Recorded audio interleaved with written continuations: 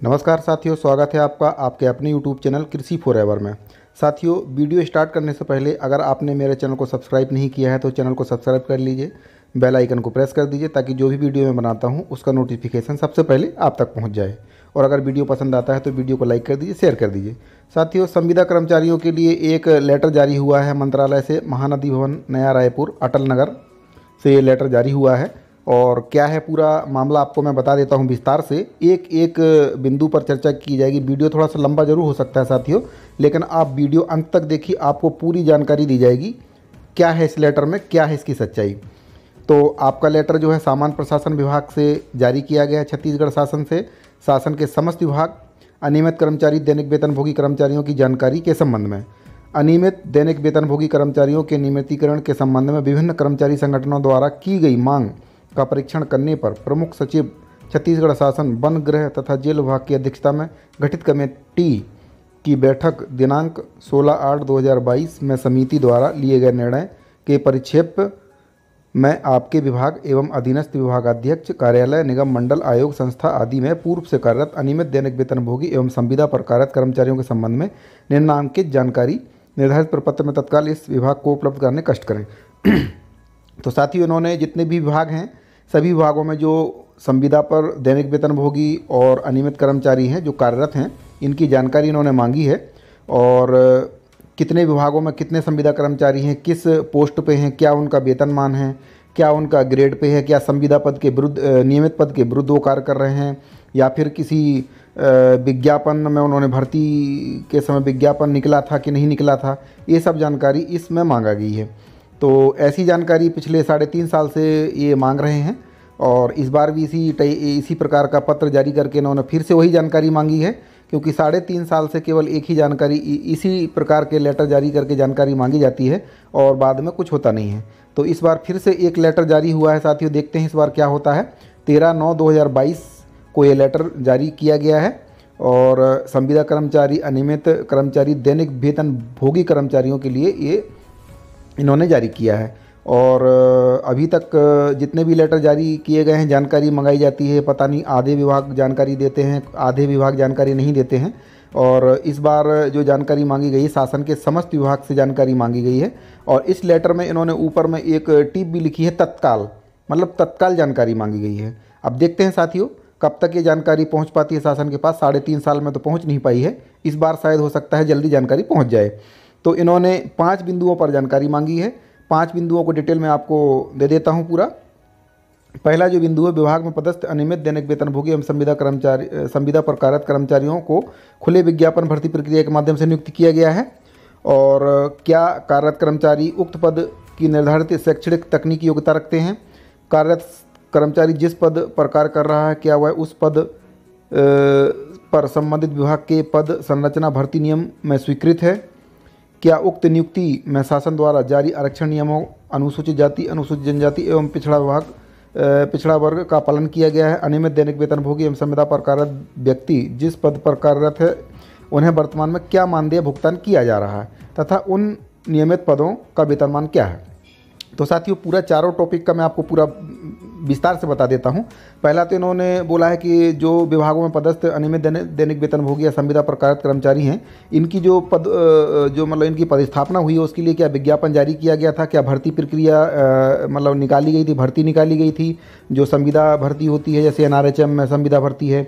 और कुछ शासन के जो आपके विभाग होते हैं वो संविदा भर्ती करते हैं, नियमित पद के विरुद्ध भी संविदा भर्ती की हैं काफ़ी, जो राज्य शासन के अधीन सेटअप में पद होते हैं। इसी प्रकार से इनका दूसरा बिंदु है, क्या कार्यरत कर्मचारी उक्त पद पर निर्धारित शैक्षणिक योग्यता, तकनीकी योग्यता रखते हैं? मतलब जो पद पर कार्यरत है कर्मचारी, क्या उसके लिए उसकी शैक्षणिक योग्यता, उसके लिए वो पात्र है, या तकनीकी योग्यता कोई डिप्लोमा डिग्री वो उन्होंने किया हुआ है, ऐसा पूछा गया। तीसरा है, कार्यरत कर्मचारी जिस पद पर कार्य कर रहा है क्या संबंधित विभाग के पद संरचना में नियम भर्ती में स्वीकृत है? मतलब जिस पद पर वो कार्य कर रहा है, अगर कोई पद शिक्षक कोई पद पर कार्य कर रहा है, संविदा में से विद्यामितान हो गए, अगर वो पद पर कार्य कर रहे हैं, जैसे विद्युत संविदा कर्मचारी हो गए, जैसे स्वास्थ्य विभाग में कोई NRHM से या फिर राज्य शासन के पद के विरुद्ध कोई कार्य कर रहा है, तो उसको इन्होंने पूछा है उसमें कि जिस पद पर कार्य कर रहा है क्या वो पद उस पर सेटअप में है या नहीं है। और चौथा जानकारी उन्होंने मांगा है इसमें कि आरक्षण नियम का पालन किया गया, मतलब जो जब भर्ती उन्होंने किया था, जब भी उसका भर्ती हुआ हो, तो उसमें जो अनुसूचित जाति, अनुसूचित जनजाति या पिछड़ा वर्ग है उसमें रोस्टर नियम का पालन किया गया था क्या नहीं किया गया था, उनका काउंसलिंग लिया गया था, काउंसलिंग के अनुसार उनकी भर्ती हुई थी, किस प्रकार से उनकी भर्ती हुई थी, इसकी जानकारी उन्होंने मांगी है।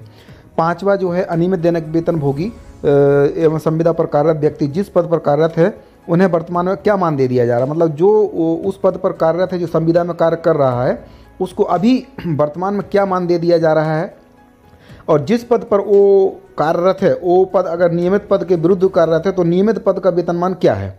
जैसे अगर कोई मान के चलिए कोई आरएचओ मेल फीमेल जो रहते हैं स्वास्थ्य विभाग में, अगर कोई आरएचओ संविदा पर कार्यरत है तो संविदा पर उसका क्या वेतनमान है, मान के चलिए आज की डेट में अगर कोई आरएचओ के पद पर कार्यरत है तो उसको 16,500 हज़ार रुपये पेमेंट मिलता है, और उसका नियमित पद मतलब जो सेटअप में जो पद है उसका, तो उसका वेतनमान जैसे आपको मैं बता देता हूं, और भी विभाग हैं सबका अलग अलग वेतनमान हो सकता है, लेकिन स्वास्थ्य विभाग का जो आरएचओ मेल फीमेल का पद है उस पर जो वेतनमान दिया जाता है अभी साथियों करंट में जो वेतनमान है 52 से 20,200 वेतनमान है, और उसका ग्रेड पे 2200 है।